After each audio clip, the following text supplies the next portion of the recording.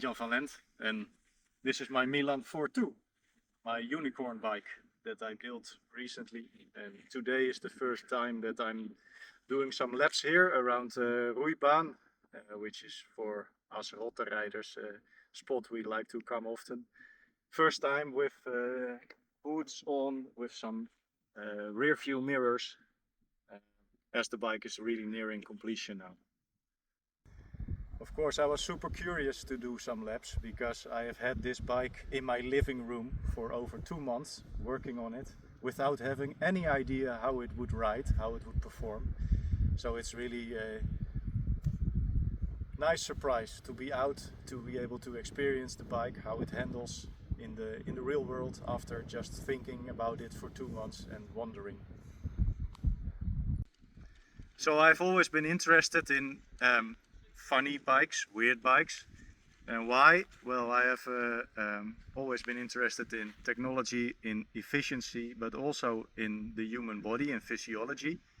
And if you can combine these things and try and make a bike that runs as efficient and fast as possible, you quickly end up with recumbents and more specifically velomobiles. So I was always interested in those, and I even did a graduation project for a recumbent bike, the folding Baron for Optima cycles. And ever since I wanted to have a velomobile but never had the space to store one. This changed about 7 years ago, roughly, when I bought a second-hand Quest. And then I went commuting with that bike a lot. Enjoyed how easy it is to cover large distances. And then as I also became a father, I got interested in different models. I bought also a Quattro Velo, which I used together with my daughter with the child seat, so she was sitting behind me. And I had a Milan for the speed, for efficiency, and later a big Snook, the Snook L, and then I started racing. The racing, of course, made me even more focused on efficiency than I already was, which led me into buying the small Snook, which I made to fit me, and also kept me always very much interested in this Milan 4.2 model, which supposedly has very good aerodynamics, even despite of its size. So I've always tried to, I've always kept an eye on any developments or any news regarding the Milan 4.2, but it was so silent. There was almost nothing to be found online about this bike, and I was just sending a message on the German Velomobile forum, which I did a few times, asking if there was any news maybe, and then suddenly I got a private message, and the private message came from a guy in Germany who had a Milan 4.2 in parts, so only the body shell and the seat and wheel wells and loose components. And he was planning to build this bike, but he never did. He never got to it. He stored these items for 4 years, and his children did not want to be in the bike, so he gave up his ambition to build the bike, and he offered it for sale to me. So I got this message, and the very next morning I jumped into my camper van and drove, I think, 900 kilometers, something like that, to go to visit him. It's not true, by the way. It's not in the morning. I went in the afternoon, but that doesn't matter. And I went there to see the bike, or the parts that would become the bike, and I bought it on the spot. Of course, still without having any idea how the bike would ride, what it would handle like, how it would feel like. But it was, I felt it was such a rare opportunity to get to acquire one of these that I simply decided I should buy it no matter what. So after a very long drive back home and moving the parts into my living room, the challenge was, of course, to actually turn these parts into a bike. And for that, with a Milan 4.2, there's a challenge because there's no manual, there's no a seller that you can buy that can explain you how to do it. I could not find prior build logs of how people approach this. But actually I don't mind, because I'm an extremely stubborn guy that even if you give me a manual, I'll figure out my own. I prefer that. And I just love technical challenges, so I can really first plan in my head how to attack such a project and then start carrying it out. So for this bike, what was in the kit was the body, but still uncut. So you see, for example, a surface hatch. There was not yet a surface hatch. There was a shell, and I had loose wheel wells, loose wheels. I had a swing arm, but no mounting points. And also, for example, the crankset was not in the bike.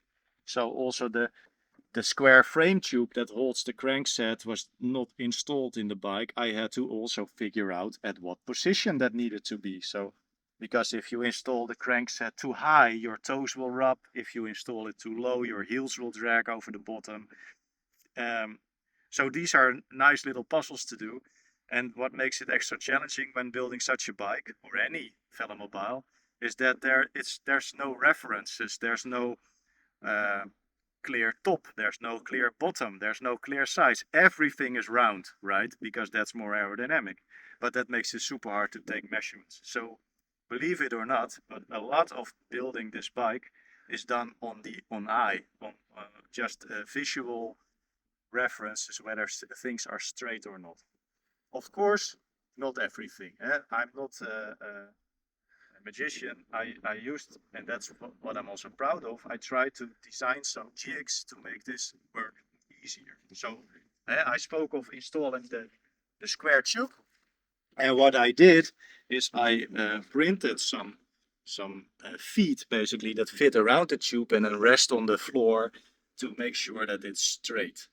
And of course I did measurements from my other bikes to get a sense of how high the crankset needed to be.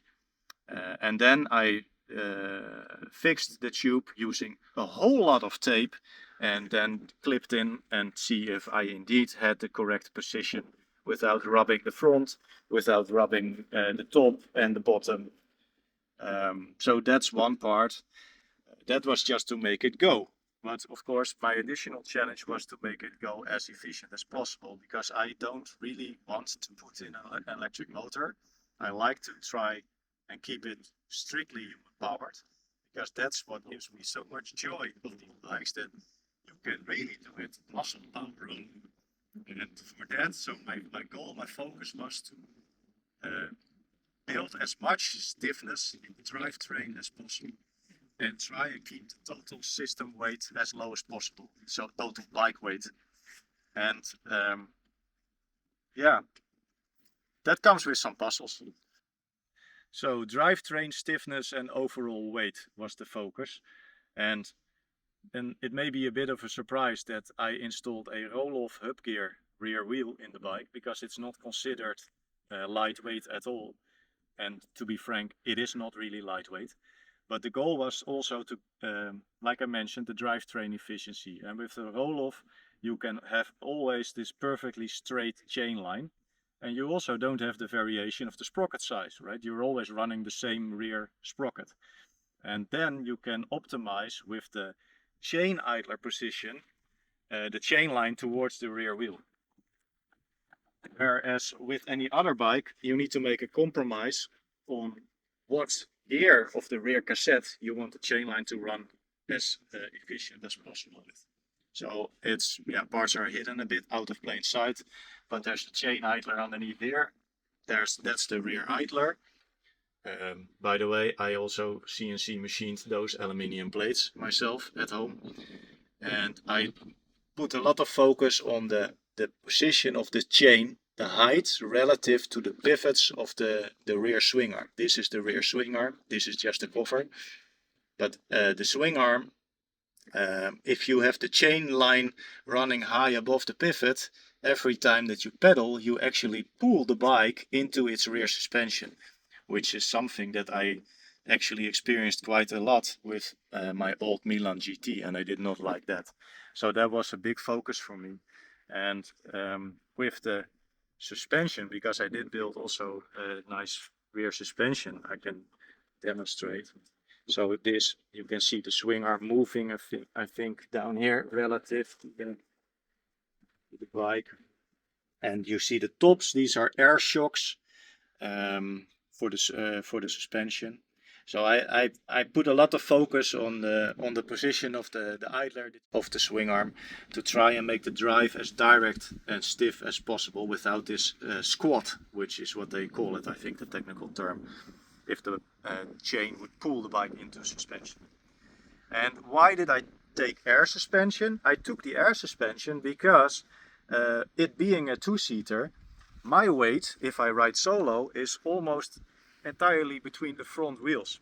There's hardly any load on the rear wheels when I ride solo. But of course, the moment a passenger gets in, the passenger sits almost on the rear wheel. So suddenly the rear wheel and the suspension is loaded a whole lot more.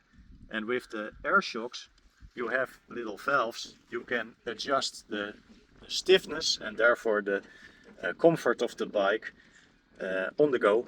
It's just a quick pump with like this MTB mountain bike air shock pump that you can adjust how the bike feels, how stiff it is or how compliant it is, and depending of course on the weight of your passenger.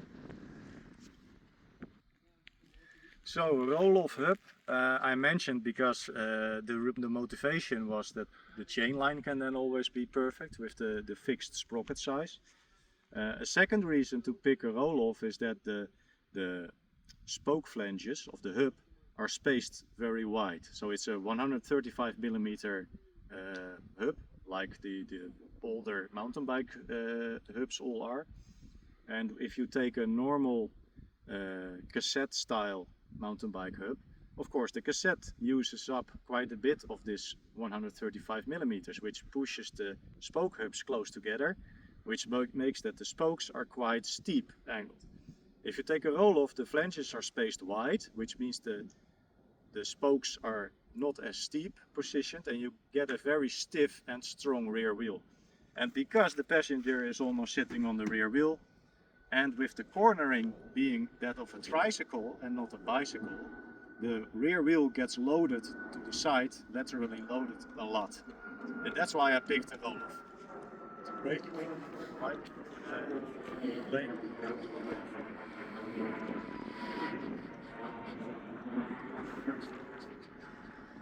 Okay, so that was why a roll-off. Of course, when you do pick a roll-off and therefore a two-sided swing arm, you really want to have some easy access to that when you have a flat tire and you need to remove the wheel. So for that I built these surface hatches, and you can here see the quick release spanner, you see the sprocket, and you see the rear mounting point of the suspension. And I have a second one, of course, a second cover on the other side.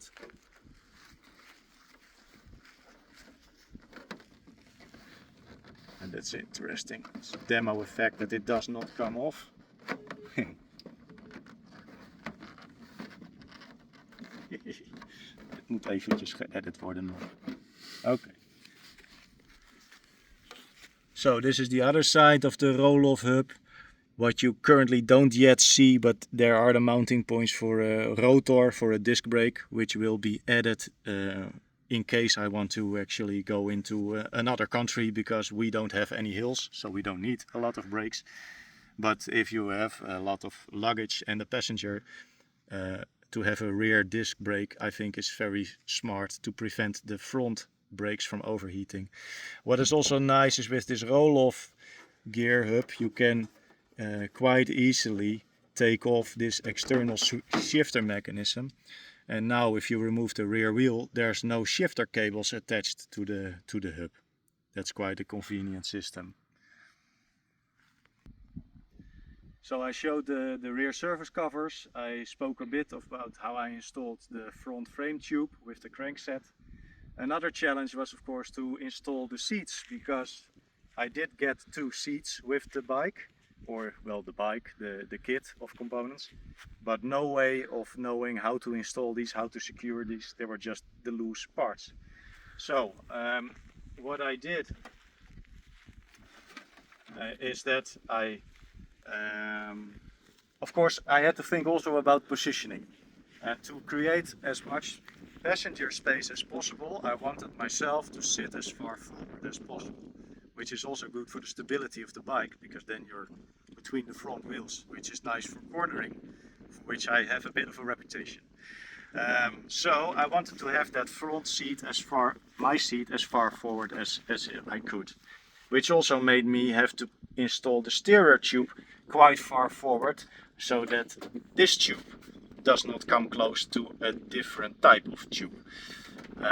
Okay, a little hook to keep the steerer up, and then I can show that this seat can detach in very much the same way as with many other Velomobiles, modern ones, and you can see that the seat has a nice hinging movement and can stay all the way. Okay, I also made the base like sliding, so you can adjust the seat, the bottom of the seat, forward and backwards on the floor of the bike. And then it just hangs from these straps, which of course you can adjust in length, and therefore you change the angle of the seat. The headrest I laminated fixed in place, and I probably can add some different thicknesses of padding if I want to move the seat position. Fun little detail: how do you create a sphere out of carbon? I came up with the idea of using a simple party balloon, just an inflatable balloon, and then I laminated on that. Like many kids do on elementary school, if you want to make I don't know the English word, een lampion is the Dutch saying for to go Sint Maarten, which is like the Dutch trick or treat.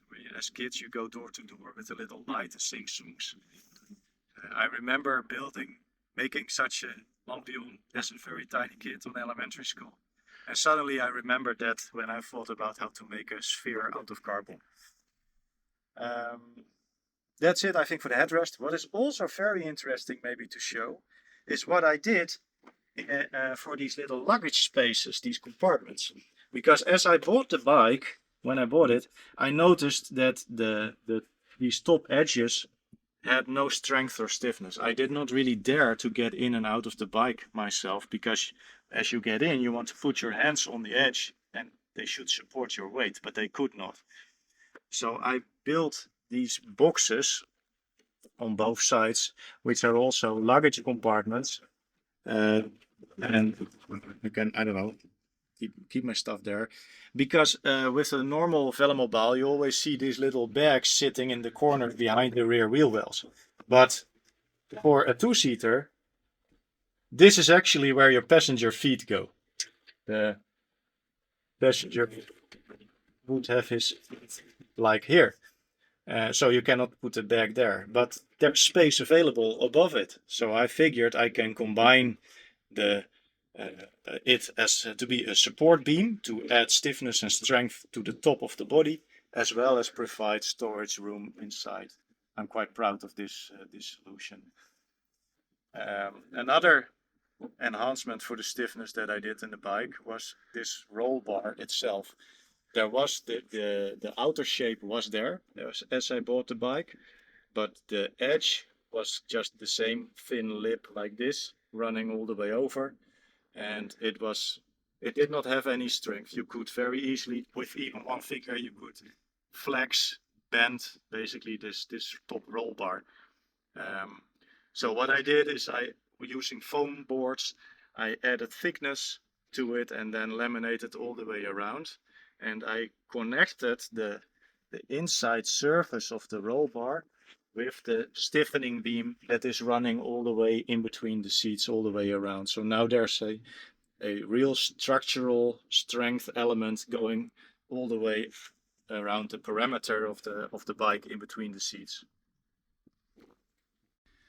So as we demonstrated, the bike can take two adult people fit.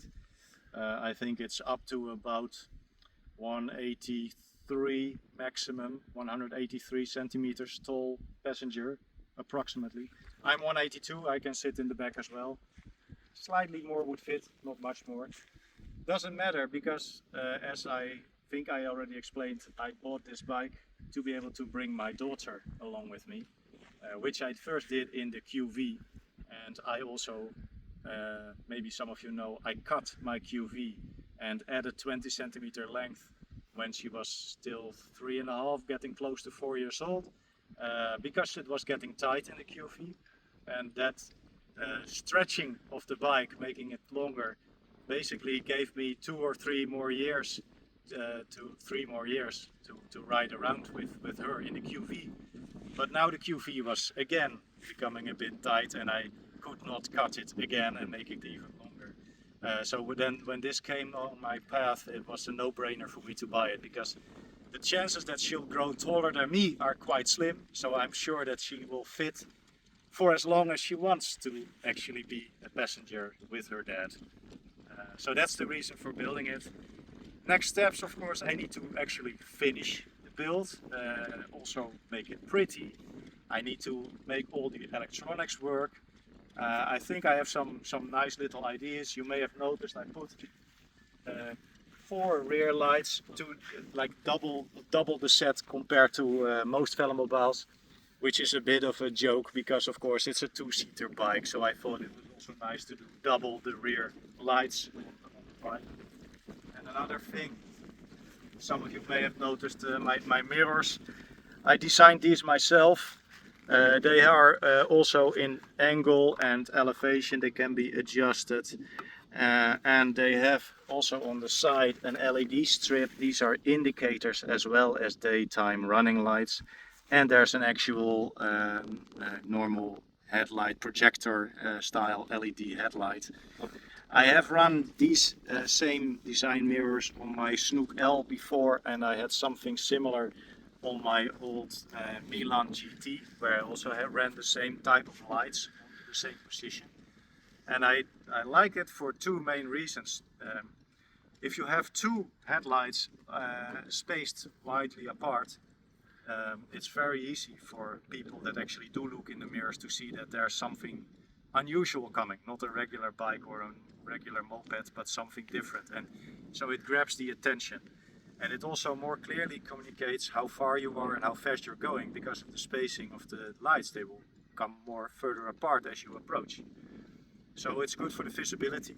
It's also good for yourself, for your vision, because if your lights are positioned higher, they will illuminate the road better than when they are really low to the ground.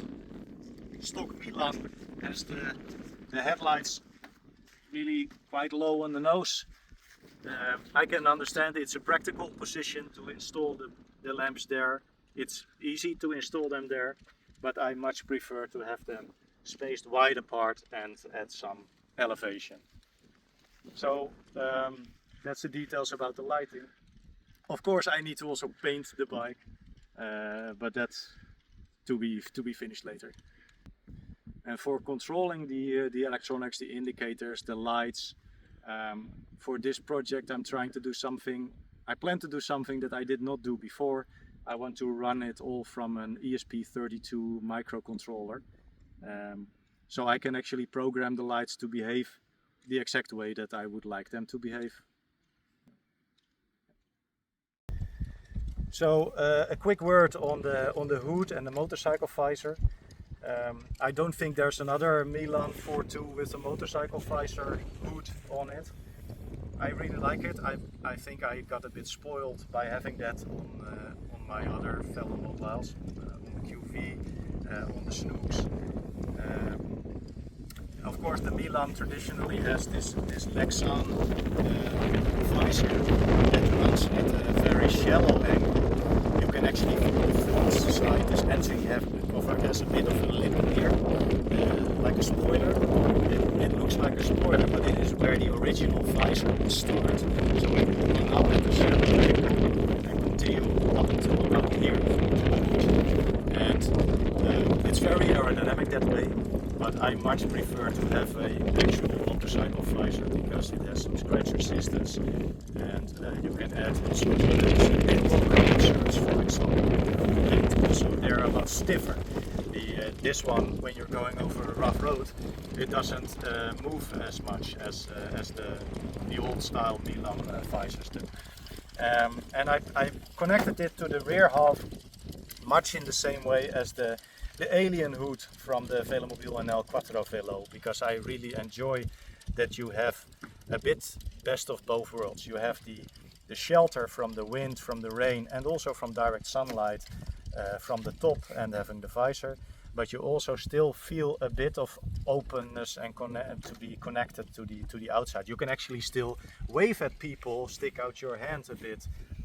So that's why I try to combine a bit of both the ease and the comfort of having an entry hatch Milan style and a Quattro Velo style visor hood. So I think that's a relatively short introduction to my bike and how I came to choose it, how I built it, some of the challenges that I faced. If you want to know more about this, there is some more detail to be found on both the Dutch and on the German recumbent cycling forums. And also you can, if you want, you can also leave a remark or a question in the comments of this video, and they will be relayed to me, and then I can get back to you.